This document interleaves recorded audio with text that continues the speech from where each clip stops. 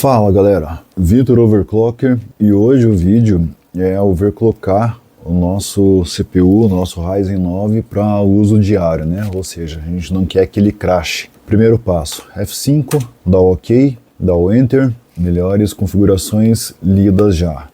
Aí a gente vai lá para o Stream Tweaker. Aqui no Stream Tweaker eu gosto de vir aqui no Tweaker Paradise e nessa opção aqui eu vou deixar Enable, tá? Em algumas BIOS, eu não sei qual é a BIOS que você vai estar utilizando aí, o HWInfo e o AIDA, às vezes dá algum erro com o sistema e você deixando nessa configuração aqui Enable, você evita esse erro de acontecer. Não tem nenhum outro problema de deixar Enable, então pode deixar com tranquilidade. Aí nós vamos setar as nossas configurações de memória. E aqui é muito importante, tá? É muito importante que você sete as configurações de memória que você já tem certeza que é estável. Seja ela o Expo 1, o Expo 2, ou que seja uma memória que você mesmo overclockou. Você tem que ter a certeza que ela é estável para caso dê algum crash depois no computador, que você saiba que é o CPU e não é a sua memória crashando, tá? Aí nós vamos aqui nessa opção chamada Digi mais VRM, e nós vamos fazer algumas pequenas mudanças aqui. A gente não vai mexer com o CPU Load Line Calibration, a gente vai deixar ele em alto, porque eu vou configurar o computador para que ele trabalhe bastante na mudança de clock. E aí pode ser que ele precise de um Load Line Calibration menor, dependendo do clock que ele colocar, ou vice-versa.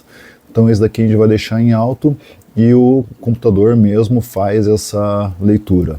No CPU Reporting Scale, isso aqui já por padrão eu coloco 100%, tá? E aí a gente vai lá para o CPU Power Dutch Control. E aqui ele até já estava setado em Extreme e eu gosto de deixar ele em Extreme. Aqui a gente vai distribuir a carga entre as fases do VRM de forma mais agressiva, tá? Para reduzir a variação térmica mesmo entre as fases. Então, para 24/7, na verdade, manter desse jeito ajuda a deixar o VRM mais frio em carga pesada sustentada, por incrível que pareça. Aqui em CPU Power Phase Control, nós vamos também colocar o Extreme, tá? Se você quiser, você pode deixar em alto aqui, não tem problema, mas eu prefiro o Extreme. Ele mantém todas as fases ativas praticamente o tempo todo, mesmo em carga baixa, em vez de ele ficar desligando fases para economizar energia. Então, ele troca eficiência em idle, né, por estabilidade de tensão em transientes de carga, que é justamente o que a gente vai fazer lá com o PBO e com o Shaper. Aqui em CPU Current Capability, eu vou setar 130%. Mas você, caso queira, pode deixar em 100, eu prefiro 130. Por quê? Porque aqui eu estou aumentando o limite de corrente que o VRM pode entregar sem disparar a proteção, tá? O OCP. Isso aqui não é overclock em si, é headroom. Então, sem isso, o PBO, lá com o Curve Optimizer, com o Shaper, ele pode esbarrar em throttle por corrente antes de esbarrar em temperatura. E não é o que eu quero. Se for para alguma coisa limitar ele, que seja a temperatura. VSOC Power Phase Control é a mesma lógica lá de cima. A gente vai deixar aqui em Extreme, só que aqui para o VSOC, né, para o controlador de memória. E o DRAM Power Phase Control já fica em Extreme automaticamente, nisso aqui a gente não vai mexer.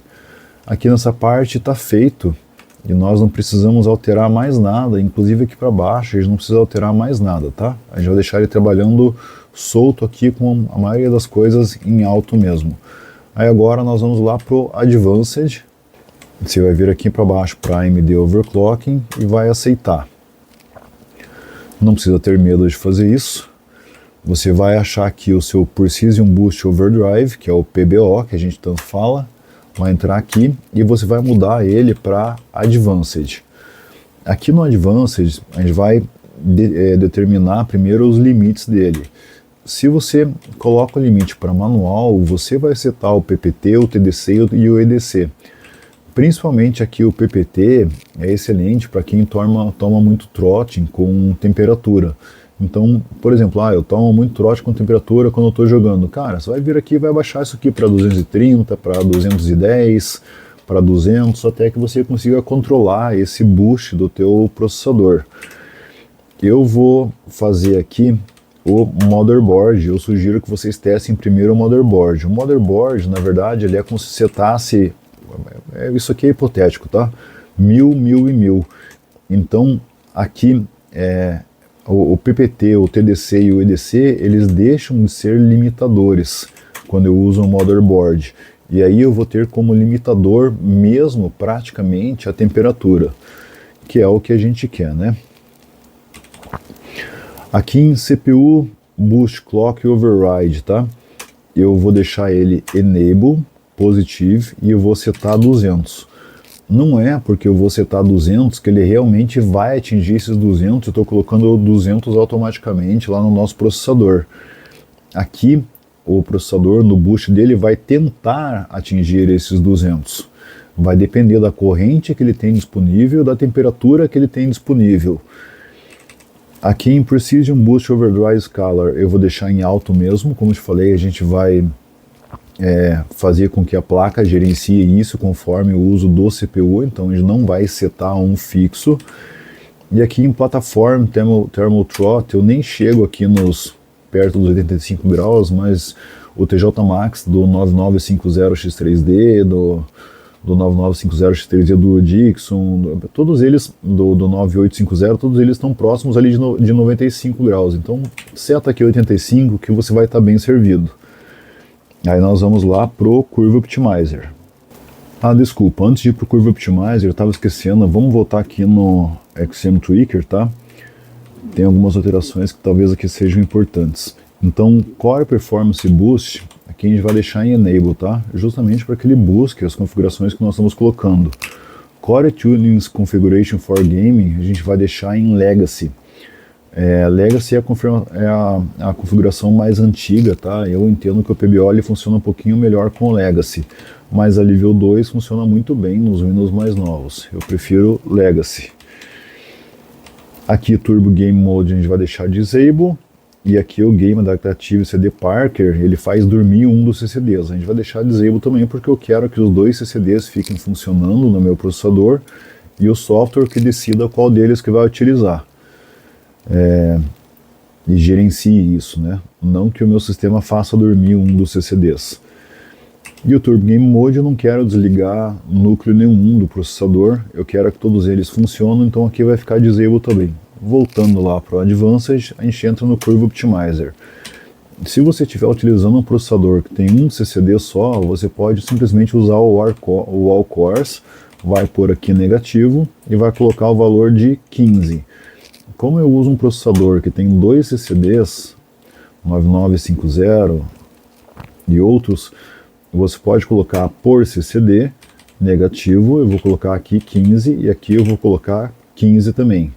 Vamos lá agora para o Curve Shaper para você entender o porquê que eu estou fazendo isso. Importante aqui é o seguinte, tem CPU, poucos, mas existem, que não vão nem conseguir rodar com 15, tá? Então, se você começar a travar demais, começar a ter crash demais com 15, vai passar para 10. Se começar a ter crash demais com 10, vai passar para 5. E assim por diante. Se o teu processador não aguenta, ou o sistema de resfriamento que você tem não aguenta, não adianta você insistir num valor maior aqui, porque só vai ter dor de cabeça. Agora, lá para o Curve Shaper, o que a gente vai fazer é o seguinte. O Curve Shaper, ele já é diferente do Curve Optimizer, tá? Vamos voltar no Curve Optimizer para dar uma explicada rapidinha nele. O Curve Optimizer, que a gente chama de CO, ele não é um overclock de clock fixo, tá? Ele ajusta a curva de tensão ou frequência que o PBO usa internamente para decidir até onde subir o boost. Para entender isso direito, primeiro a gente precisa entender o que tem por baixo, né? A AMD guarda no firmware do CPU uma curva de VID, que é a voltagem, que diz que para cada frequência qual tensão mínima aquele silício específico precisa para rodar estável. Essa curva já tem uma margem de segurança de fábrica, né, o famoso guard band, porque a AMD precisa garantir que todo chip que sai da linha funcione, mesmo o pior dentro da tolerância do processo. Então, o Curve Optimizer, ele permite que, ele permite a gente dizer para o PBO, essa margem de segurança está sobrando, pode descer a tensão nesse ponto da curva, fazendo offset negativo. Ou preciso de mais tensão aqui, que seria o offset positivo. Cada unidade de Curve Optimizer vale mais ou menos aproximadamente -3 a -5 mV, tá? Dependendo da região da curva. Ele não é linear puro. Quando você reduz a tensão necessária para uma dada frequência, dois efeitos acontecem em cascata, tá? Uma é menos calor gerado para entregar o mesmo clock. Então a galera confunde muito isso aqui com undervolt. Ele faz um undervolt porque ele gera menos calor, porque ele está deslocando a curva. Mas isso não é um undervolt. Travar o PPT lá, como eu tinha mostrado para vocês agora há pouco, sim seria um undervolt. Como o PBO sempre opera dentro dos limites de PPT, TDC e EDC, e temperatura, sobra headroom térmico, né? Então daí o PBO usa esse headroom para esticar o boost ainda mais alto, automaticamente, sem que você precise tocar em multiplicador nenhum. Então, para entender bem, tá? O CO negativo, ele não é um downclock com undervolt. Ele é undervolt que libera mais clock por consequência, porque o algoritmo do PBO está sempre perseguindo o teto de PPT, TDC, EDC e temperatura. E a gente está empurrando esse teto para mais longe. É isso. Então, voltando lá no Shaper, lá no PBO eu tenho -15 e o Shaper e o PBO é sabido que os dois se somam. Então, eu vou habilitar aqui o mínimo, porque é importante eu mostrar para vocês que aqui no Shaper a gente trabalha por faixas. Enquanto lá deslocava a curva inteira, aqui eu descolo só pontos da curva de cada vez. Então, eu vou mexer nas mínimas, eu vou mexer aqui nas low, vou setar todas elas para enable, tá? Então, low frequency enable, as três. E vou mexer também nas médias, tá? Então, vou deixar todas elas enable. E aqui tem um detalhe importante do que a gente vai fazer para continuar o nosso overclock. A gente sabe que carga pesada, ele não é necessariamente o pior cenário para o Curve Optimizer, tá? Porque em carga pesada, ao core, o processador trabalha com frequência menor por núcleo, com tensão mais sustentada, com menos variação brusca de estado, com consumo mais alto, mas também um comportamento mais previsível, né? E um boost menos explosivo. Só que quando a gente está em idle, uso leve, ele fica entrando e saindo de estados de economia. Então, acordando o núcleo, subindo o boost muito rápido, alternando carga entre núcleos preferenciais e, às vezes, tentando frequência alta com corrente baixa. Aí uma curva negativa agressiva demais pode deixar faltar tensão em um ponto específico da curva.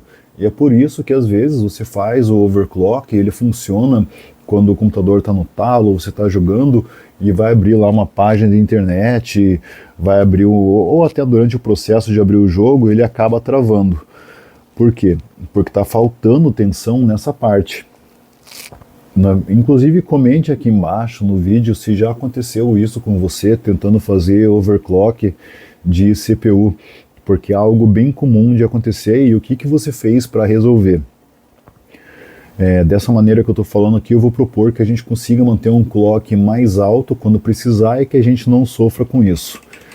Então esses valores aqui eu vou deixar positivo e eu vou setar valores de 10 aqui. 10, 10, 10 e 10.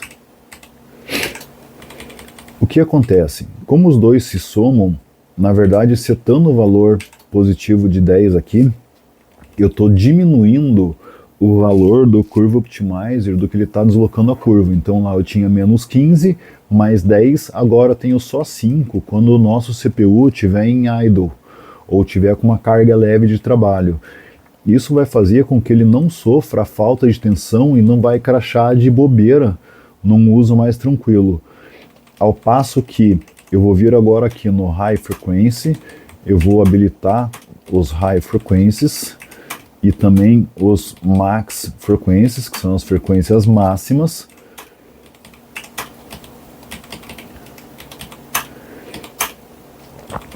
E aqui nas frequências máximas eu quero aumentar a curva de boost que o Curve Shaper coloca pra gente, que o Curve Shaper mais o Curve Optimizer, né?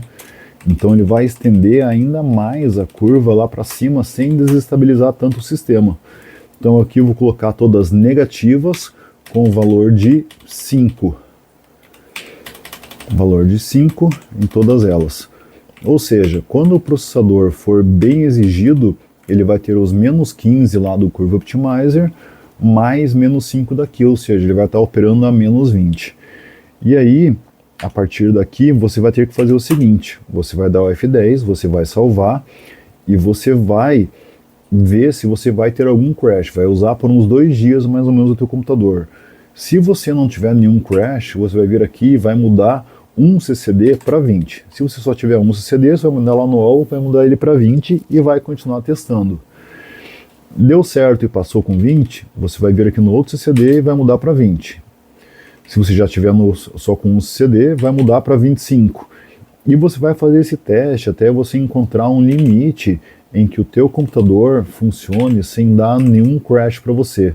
Não é necessário mais mexer lá no Curve Shaper, agora você vai fazer essa volta aqui somente no Curve Optimizer mesmo para fazer esse ajuste. Beleza, galera? Eu espero que vocês tenham gostado. Deixa o like para quem esse vídeo ajudou. Se inscreva no canal se você não é inscrito ainda. E deixa aí nos comentários se você tem alguma dúvida, alguma coisa que eu possa te ajudar, ou alguma ideia para que eu faça algum vídeo que você tenha dificuldade ou que você tenha curiosidade que eu possa sanar essa dúvida, beleza? Um abração para todos, até a próxima.